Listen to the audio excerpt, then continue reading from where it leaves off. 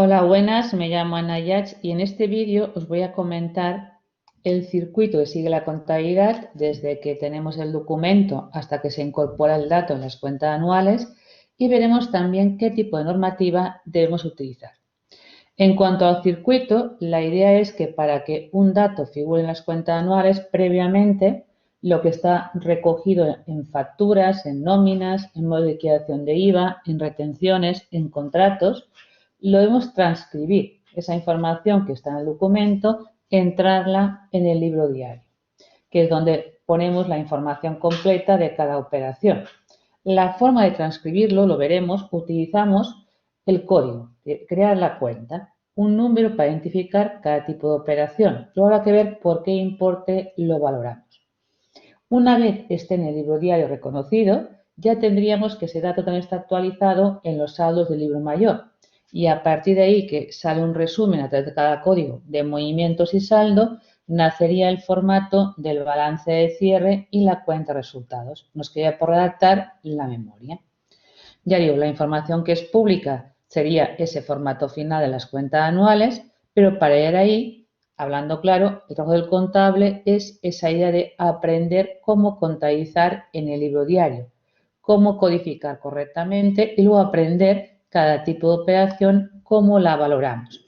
También, evidentemente, para hacer las cuentas anuales habrá que hacer una serie de ajustes de cierre, ver que tenemos existencias, las amortizaciones, los deterioros y todo ello habrá que mirar bajo qué normativa lo contabilizamos. Si utilizamos la norma de PGC o utilizamos la normativa de pymes. Evidentemente, el utilizar una norma u otra, sobre todo afecta más que nada a la valoración de las operaciones, no a los plazos para formar cuentas anuales, ni legalizar libros y todas las cuentas anuales, sino que es por qué importe contabilizamos. Pues este tema, que es lo que me interesa, antes de entrar con él en detalle, aquí os explico un poco que el Real Decreto que regula la contabilidad está estructurado en 5 apartados. Tenemos una primera parte que marca grandes ideas de cómo hay que ver la contabilidad, el marco conceptual, que lo veremos en un vídeo separado. Entraremos cuando explique la normativa de cada operación en la parte 2, cómo lo valoramos, lo damos de alta en la partida, por qué importe, qué tipo de ajustes. Veremos lo que es el fondo de las cuentas anuales, balance, cuentas resultados, la memoria, y tendríamos en la cuarta y quinta parte lo que son los códigos, definición de las cuentas y movimientos de las cuentas con otra. La parte que es vinculante y no puede ser creativa es la que hace referencia a los 3 primeros partes, ¿vale? Al marco conceptual, a lo que es la normativa y a lo que es formato. Luego, en cuanto a la codificación, respetando la estructura de cada grupo, aquí la empresa cada uno la adapta. No es importante si el recibo, por ejemplo, del consumo de teléfono lo pongo en la 628 o en la 629. Es un servicio general. Pues cada compañía puede decir libremente en qué apartado lo incorpora. Ya que un poco el objetivo de esta presentación sería más que nada la de escoger norma. ¿Vale? Es decir, la palabra escoger norma es la que te va a vincular cada tipo de operación, cómo la valoramos. Y aquí veremos que esto depende de la cifra de activo que tiene la empresa, hablando claro, pues, depende de activo, facturación y número de empleados. Pero esas cifras, la DOC nos plantea si para elegir la normativa, que es o bien PGC o bien pymes, porque lo de micro es más pensado para microentidad, para empresas públicas que privadas, he de mirar no mis cifras individuales, sino si detrás de mí existe un grupo. Porque para escoger la normativa, si todas estamos en España, la norma que utilizaremos va a ser la misma, o todas a PYME o todas a PGC. Por tanto, en definitiva, la normativa vincula a grupo. Y por eso, a la hora de escoger qué norma utiliza, no miro a nivel individual. En mi primero si detrás hay un grupo. El grupo, como concepto, se puede entender el vertical, la estructura de la holding de subordinación, que hay una cabecera con las dependientes de control. Por ejemplo, yo aquí tengo arriba de todo la compañía A, que ejerce un control sobre B claramente, es único socio, por lo tanto B es unipersonal, está detrás A. Luego en C también ejerce el control, porque aunque tenga solamente de forma directa un 10%, a través de lo que tiene el 100% que es B, controla el 75%. En total controla un 85%. Pues B y C son dependientes de A. Le pasa exactamente igual con la compañía AC, que tenemos que por detrás tiene un control directo del 50%, pero como controla C, también tiene un 20% adicional. Pues la dirige, la controla. Pues en todo aquello que controla, habría que mirar, evidentemente, lo que es activos, facturación y empleados y ver, en definitiva, si las cifras sumadas hacen que estemos en PGC en lugar de pymes. El concepto de grupo, como en las visiones de consolidar, es grupo mercantil mundial. Da igual en qué país estén. Yo soy una compañía muy pequeña en España, con pocos empleados, poco activo y poca facturación, pero si pertenezco a un grupo grande, vamos a decir la Merck o Danone o Grupo Abertis o etcétera, está claro que mis cifras, ¿vale? Aunque son muy pequeñas, pero el grupo me lleva a utilizar la norma del PGC, porque hay que mirar, que decía antes, cifras agregadas. Por ejemplo, ese grupo de aquí no está dirigido por A, porque evidentemente A de B, que es de quien cuelga su grupo, solamente tiene un 15%. Pues ahí detrás puede haber otro grupo que esté coordinando a este de aquí. Por lo tanto, en definitiva, no formaría parte de mi perímetro de consolidación, pues no le puedo mandar, pues no le puedo imponer la norma que sí puedo imponer a estas empresas de aquí. Pues es importante primero ver quién está detrás. Y también no solamente hay la estructura vertical, sino también se incluye el mismo concepto en contabilidad en los grupos que llamamos horizontal. Cuando una persona física crea varias sociedades, ejerce el control en ellas y opera entre ellas. Si crea negocios separados, que cada uno es independiente, no. O cada uno por separado miraremos activo, facturación de empleados y puede ser que una esté en pymes, pero esté en PGC. Pero si operan de manera habitual, se facturan entre ellas, se alquilan, se hacen préstamos, son complementarias. El que detrás esté el mismo dueño con control haría lo mismo que si fuera en vertical. Sumaría activos, facturación y empleados y en función de acuerdo a los límites, todas estarían o en PGC o todas estarían en pymes. Esos límites se modificaron para el año 2016. En la actualidad son estos de aquí. Uno puede estar aplicando norma de pymes mientras las cifras agregadas de grupo no excedan a nivel de activo 4 millones, a nivel de facturación 8 millones y a nivel de plantilla media 50 empleados. La idea es, no hay que pasar a PGC si no supero de esas tres condiciones 2 de las 3 durante 2 años consecutivos. Pues mientras no exceda esos límites, yo puedo estar aplicando tranquilamente la norma de pymes, que simplifica algunos cálculos, sobre todo en activos financieros. Y a la hora de contabilizar todo el tema de préstamos o emisores de activos financieros, es más simplificado la norma de pymes que la norma de PGC. Luego, lo que decía antes, hay otra normativa aún más sencillita, que es la de microempresa o microentidad, que está aplicando en realidad la norma de pymes, en definitiva, no hay real decreto propio, sino es el mismo que está en pymes, utiliza los mismos grupos, los mismos modelos, pero hay dos operaciones, que es el tema arrendamientos y el impuesto de sociedades, que lo simplifica. Que cualquier alquiler, tenga opción a compra o no, va siempre como gasto, y el tema del impuesto de sociedades, aunque tribute a los mismos tipos, tenga las mismas ventajas fiscales, solo puede contabilizar a nivel de balance lo que es gasto, lo que sería la cuota líquida de este año. Todo lo pendiente de declaraciones futuras, ya sea bienes por compensar, deducciones pendientes o ajustes por revertir, no lo puede contabilizar. Lo usa la memoria y punto. Decía que en microentidad, como la tributación, aunque presente información fiscal, no pagan impuestos de alguna forma es una entidad pública, luego también puede dar o parcialmente exenta, luego también tenemos, por ejemplo, que como van por presupuestos, el que el alquiler, aunque haya opción a compra, vaya como cuota de cada mes, tampoco le importa tanto. Ahora, la empresa normal privada prefiere más la norma de pymes que la norma de microempresa. Ya digo, los límites están aquí. también sería en cifras agregadas. Lo del 1.000.000 de euros de activo, facturación 2 millones y plantilla media 10 empleados. Lo mismo que antes, no exceder 2 de los 3 límites durante lo que serían 2 años consecutivos. Pero insisto, es más ver durante cuánto tiempo puedo estar en pymes. Y si no puedo estar en pymes, eso me haría saltar a utilizar el PGC. Ya digo, y sobre todo que la norma, eso voy a hacer hincapié, si tenemos que una compañía española tiene en España 4 filiales, ella más las 3 filiales o 4 que tenga, deben utilizar todas a pymes o todas a PGC. Luego veremos si tienen que utilizar el mismo formato de cuentas anuales. No es igual elegir la normativa, que eso siempre se haría en la fecha de apertura, es decir, cuando una compañía ya está constituida y lleva años funcionando, debe plantearse, cuando haga la apertura, por ejemplo, del año 2021, si puede continuar aplicando normativa de pymes o incluso puede hacer el cambio o debe hacer el cambio obligatoriamente a PGC o a la inversa.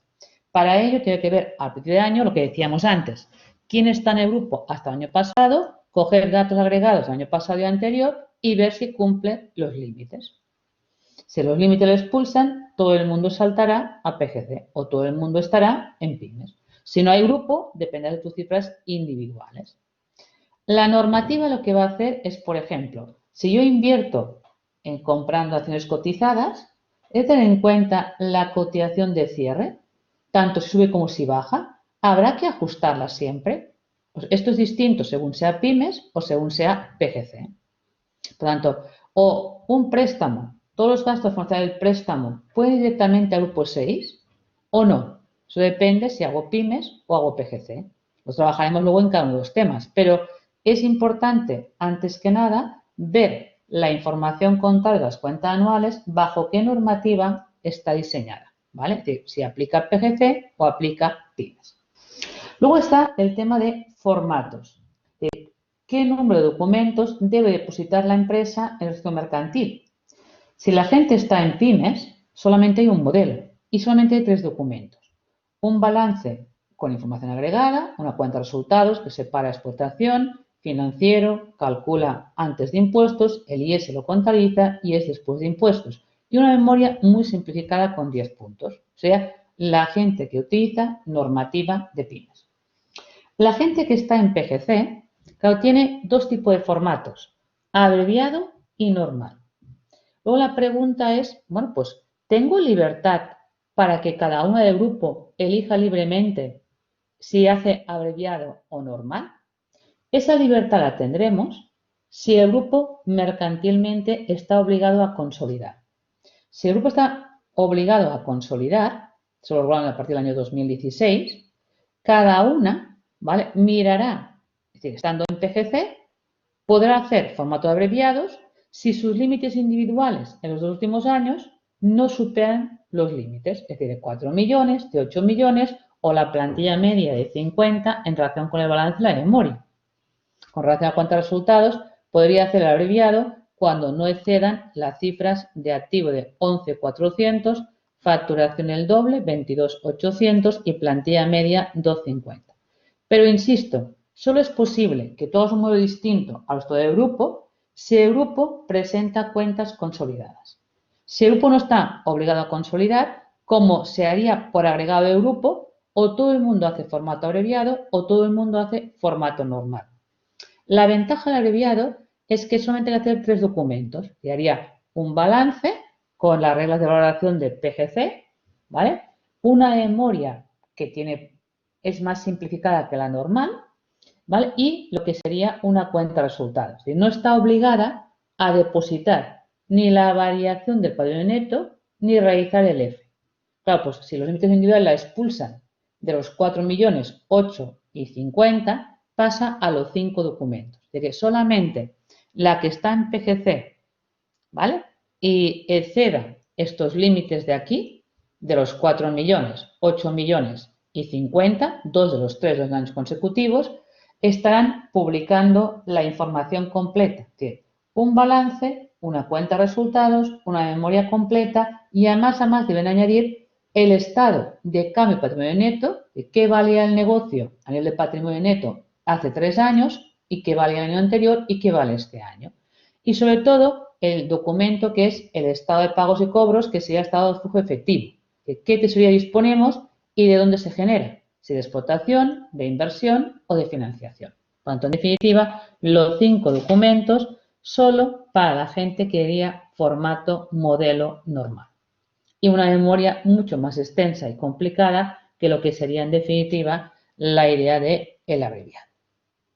Aclaro un poco el tema de normativa y formato. Lo que sí es individual para todos, evidentemente, es la obligación de auditarse. Luego, si mis cuentas anuales tienen que estar auditadas o no dentro de un grupo, depende de mis cifras individuales en los 2 últimos años. Hay que mirar si superan, aquí tiene límites separados de lo que es la normativa europea, que serían a nivel de activo 2.850.000 euros. A nivel de facturación, 5.700.000, el doble. Y plantilla media, 50. A la que supere 2 de las 3 condiciones 2 años consecutivos, la Junta de Accionistas deberá nombrar auditor. Y las cuentas tienen que estar auditadas. Pero digo que dentro de un grupo grande habrá compañías que se auditan y compañías que no. Pues depende de las cifras individuales. Vamos a ver con una especie de supuestos prácticos para ver realmente, según la norma, qué modelo puedo presentar. Yo aquí tengo una empresa que me da la información individual de los 2 últimos años, ¿vale? Pero sabemos que pertenece a un grupo, ¿vale? Y que el grupo presenta cuentas consolidadas. Por tanto, yo estoy contabilizando con normativa de PGC. Pues si pertenece a un grupo grande que consolida, está claro que aunque mis cifras individuales no me obligaran, yo tengo que aplicar el PGC. Ahora, como aplico el PGC, la pregunta que he de hacerme es ¿cuál es mi formato? Como el grupo consolida, yo puedo elegir el formato de las cuentas anuales abreviado o normal según mis límites individuales, sin el grupo. Pues yo puedo, mirándome a mí, sin añadir la cifra del grupo, ver los 2 últimos años, si puedo hacer abreviado. Claro, fijaros que yo no supero a nivel de activos sí los 4 millones, pero a nivel de facturación no excede los 8 millones ni la plantilla media excede a 50. Lo que quiere decir que esa empresa haría formato abreviado. Así que presentaría un balance que está valorado con norma de PGC, una memoria simplificada y una cuenta de resultados. No está obligada a presentar el estado de patrimonio neto ni el F a nivel de depositar cuentas anuales. También luego, si me audito o no, que eso siempre es individual, he de ver si yo supero esos cifras que hemos contado anteriormente. Los 2.850.000 a nivel de activo los superamos. Pero en cuanto a la facturación y en cuanto a la plantilla media, durante no excedemos. Por lo tanto, hago formato abreviado y no me audito. Si me audito lo puedo hacer hablando claro voluntariamente y el informe no tiene por qué ser público. ¿Vale? Pues aquí tenéis un ejemplo de alguien que está dentro de un grupo muy grande que hace un formato abreviado y no se audita. En cambio, tengo alguien que aplica pymes y por lo tanto hace formatos de pymes, porque no tiene otra salida, ¿vale? Pues aquí sí que haría esto, valora por norma de pymes y presenta un balance, una cuenta de resultados y una memoria simplificada. La pregunta que hacía aquí es si me auditaba o no. Claro, aquí tenemos que en este caso está excediendo la plantilla media y lo que es el activo. Pues el activo excede 2.850.000 y la plantilla media excede los 50. Por lo tanto, como son 2 años consecutivos, está claro que aunque haga formato de pymes, tiene que publicar el informe de auditoría, porque para ella la auditoría es obligatoria. Y aquí tenemos un tercer ejemplo de una sociedad que a lo mejor es individual o forma parte de un grupo, pero las cifras son enormes. Aquí a nivel de activo, de facturación y plantilla media está en PGC descaradamente y además no puedo aplicar formatos abreviados de ningún tipo. Cuando está pasando a los 5 documentos de publicar un balance con todo epígrafes detallados, una memoria que es la completa, un estado de efectivos, un estado de patrimonio neto y una cuenta de resultados que también es el modelo completo. separando si hay actividades a la venta, si hay actividades a la venta. Y, evidentemente, auditoría obligatoria. Más informe de gestión, de responsabilidad, etcétera, etcétera. Por lo tanto, en definitiva, es la macroempresa que está obligada a el número de documentos. Y aquí sería un poco la parte práctica, que quería que vierais que hay dos normativas, pues cuando uno coge una contabilidad, que se fije bien, primero, si los cálculos están hechos con norma de pymes o PGC. Y esas tres ideas centrales, que si pertenecen a un grupo y las compañías que sean ese grupo en España no pueden utilizar norma distinta. Piensen que hay que reportar, que luego habrá que consolidar. No tiene sentido que una esté en pymes, otra esté en PGC, o todas a pymes o todas a PGC. Y luego tenemos que si el grupo consolida, de forma obligatoria, no voluntariamente, si está obligada a presentar cuentas consolidadas, la normativa le permite luego que cada empresa del grupo, según sus límites individuales, o coja formato abreviado o formato normal. La que esté en abreviado, la ventaja que tiene es que solo publicará un balance, una cuenta de resultados y una de memoria. No está obligado a publicar ni el estado de neto ni lo que sería en definitiva el EF. Y la auditoría, para cualquier empresa, siempre depende de los límites individuales, que no tiene nada que ver ni con los 4 millones, ni con los 8 millones, ni la plantilla media de 50 de la norma de pymes, sino que tiene que ver con que el activo no exceda 2.850.000 euros, la facturación el doble, 5.600.000 euros, y la plantilla media 50 empleados. Espero que el concepto de escoger norma y formato y auditoría os haya quedado claro. Gracias por todo y estamos en contacto.